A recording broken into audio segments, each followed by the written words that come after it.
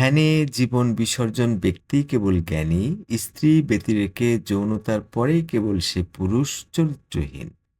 একটু খেয়াল করে দেখেন যে জীবনটা ধ্বংস করে ফেলেছে, নিজের জীবনটা বিসর্জন দিয়েছে ধ্যান করতে, করতে, জ্ঞান চর্চা করতে, করতে, দর্শন চর্চা করতে, করতে, সেই ব্যক্তিকেই কেবলমাত্র জ্ঞানী বলা যাবে। অনেক শিক্ষা নিলেই যে সে জ্ঞানী হবে তা না। এর ভেতরে একটা নির্যাস আছে। যে নির্যাস যেকোনো বিষয়ে গবেষণা করতে গেলে, খেয়াল করলে সে অনেক জ্ঞান পাবে।